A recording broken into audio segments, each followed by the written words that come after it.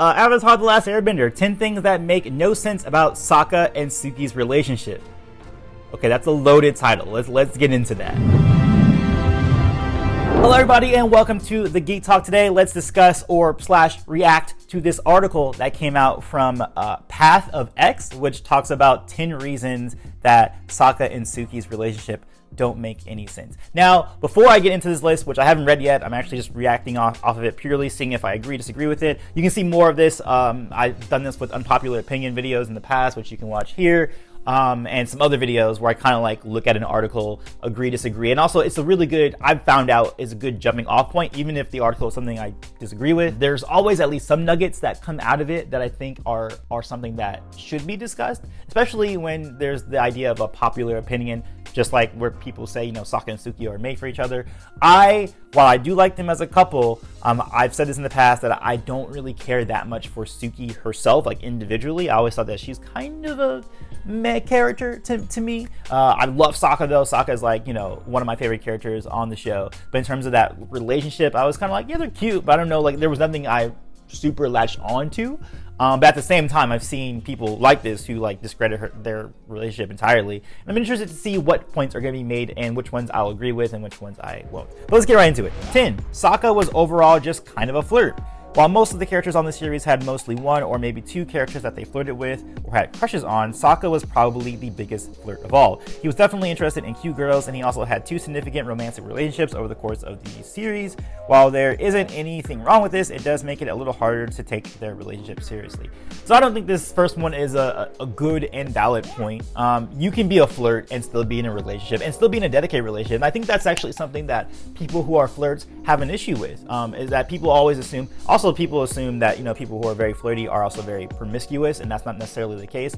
Most girls that I've interacted with who've been that way, who've been very flirty, are oftentimes the opposite, where they're not actually very promiscuous and they're actually very shy in a relationship kind of way. So just because someone's a flirt doesn't mean you can assume exactly what they'll be, and it definitely doesn't invalidate their ability to be in a romantic relationship. So I can't say I agree with that one at all. That this one should have no bearing on the goodness or the badness of their relationship. Number 9, why Suki fell for Sokka so fast after he was sexist. When Sokka and Suki first met on Kyoshi Island, Sokka still has a lot of sexist ideas about the roles of men and women. He thinks he's a much better warrior than Suki, and she easily puts him in his place. While Sokka does see the error of his ways, it's strange that Suki falls for Sokka so quickly after this and ends up kissing him. It seems she would want to really see that he would treat her like an equal. There's another thing too. I think you can still like someone. It actually is a little bit harder for you to deal with that, you know, if you do have feelings for someone who might have views that are very opposed to you. But the idea that she was there to give Sokka teachable moments and to change him, I think is kind of the point of, like, I mean, I think you need to actually like someone to be able to change them. That's an idea I have that's just outside of just even relationships, that's just in general. You generally need to like someone to actually want to change their mind or have them live in a better way, whatever that is for you. If there's someone you don't like, you're not going to take that extra time, I believe, to really sit with that person and put that work in to make them change whatever viewpoint they have, because it takes a lot to change someone. It really takes time to really get in and explain whatever point you're trying to make, or go through those trials and tribulations of those conversations that you're gonna have with that person to actually get to the point where you change their mind. So the fact that I actually think it does make more sense that Suki would be the one who changes his mind and is also the one who likes him, because that's the only way those two relationships work, in my opinion, or in most case scenarios. Because, you know, in general, you could maybe try and change people's minds of people who you actively dislike. I just think that's a harder thing to try and do versus someone who you do have some sort of admiration for. You're going to more likely want to take those extra steps to, you know, get them to change. Number 8, we don't know what their relationship actually looked like. Sokka and Suki seem like a good couple in the scenes we do see of them together, but for the most part, we don't get all of them as a couple. While we do see them interact together, it's mostly around other people. They do seem to joke around and tease one another in an endearing way, but it's hard to get a good sense of who they would be as a couple. This is likely because there wasn't enough time for it. And I think this is somewhat fair. We didn't really get to see them go through anything as a couple, and that even includes, hardships that typically come up in relationships, because no two people are completely perfect for each other. You're always going to butt heads on certain things. And yes, we haven't seen that of them.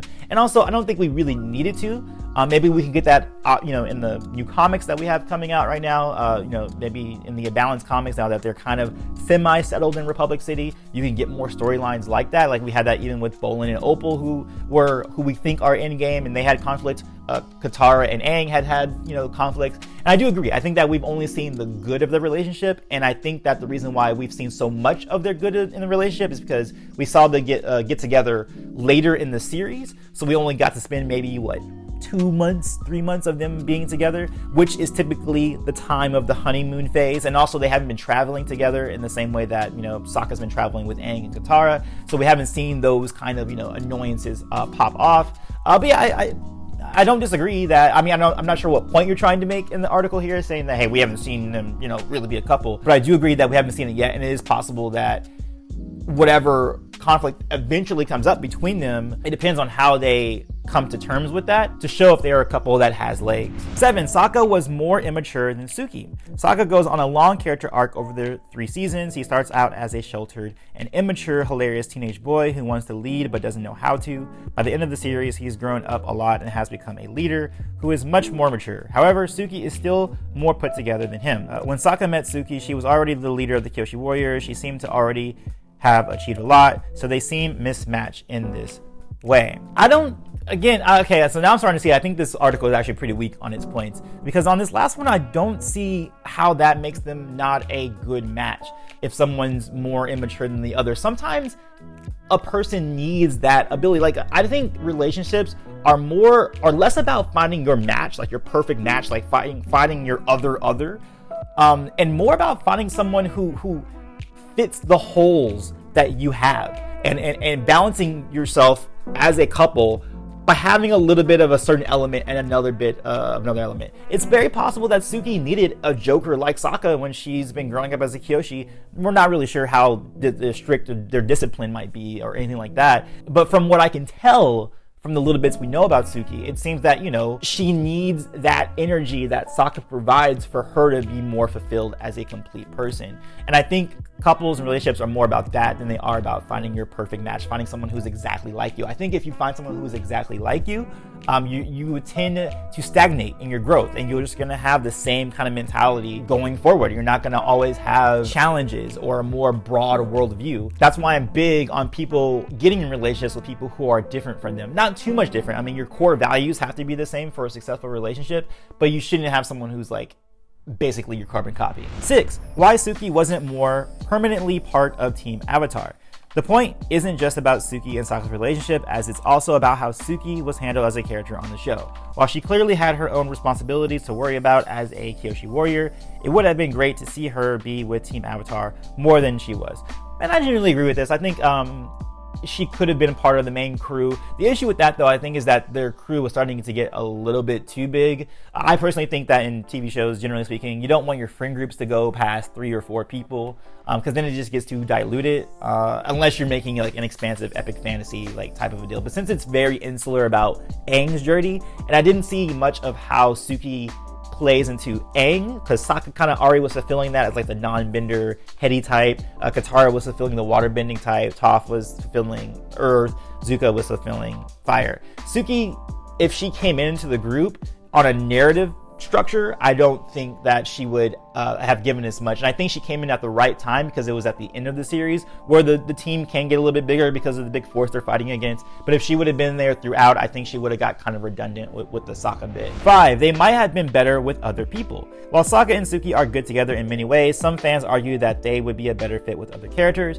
Many fans would have liked to see Sokka with someone like Toph or even Zuko. While we don't see Suki interact with other characters as much, she could have been with someone else or just not been with anyone at all. I do agree that Suki does kind of live only through Sokka. I would have liked to see her relationship more with other people in the group. Like, you had that one little interaction with Zuko and Suki when, Suki was trying to sneak into Sokka's tent. But having like a real conversation with, some of the Team Avatar, I think would have benefited Suki as a character. And for one reason why I'm not really all that invested in her is because I don't really see her relationship with anyone outside of Sokka all that much. Maybe a little bit with Toph, but other than that, I don't see Suki living outside of Sokka's shadow, basically. However, just because we don't all the way know about their relationship, I don't think that means we automatically should say that no, they shouldn't be. They could be with other people. If they're working, they're working. You know what I mean? If there's no issue with the couple, which we haven't seen them fight. But again, as we said, like, they're still in their honeymoon phase. In the comic books, they've been apart, so they haven't really been together yet, and that's something that sometimes couples don't really understand until they live together. Like, they'll spend weekends with each other and think, oh, we really vibe with each other. Then they live together, and that turns into a whole different situation where they realize they do not work together. And it's very possible that Suki and Sokka could be in that situation now, where they're in their honeymoon phase, their untested honeymoon phase. 4, the fact that Sokka fell so hard for Yue after knowing Suki. Sokka and Suki meet early on in the first season of The Last Airbender, but they only interact for one episode. Then, not long after, Sokka meets Princess Yue at the Northern Water Tribe, and he falls hard and fast for her. This means Sokka was introduced to his 2 main love interests in the space of only a couple of months. It's hard to completely invest in either of these relationships because of this fact. Again, that kind of goes back to the flirt thing. Some people are just naturally, if they like someone, they're naturally going to make that known and, get into those relationships more quickly versus people who are more reserved and shy, who, take a little bit longer to get into those relationships. I don't think just because you're one way or the other, the relationships that you actually do get into are more significant. Just because you're a shy and reserved person and you waited for that one person and finally got with them, that relationship is necessarily going to be more healthy than if you interact with someone week to week. I think it's a very narrow and limited view to say that Sokka can't love Suki as much as he did Yue, or he can't love Yue as much as he did Suki because of how he met one of the and the other, and the space between that, or the fact that he met Suki first, had a little kindling with her, then got with Yue only a few months later, and then another few months after that, got with Suki.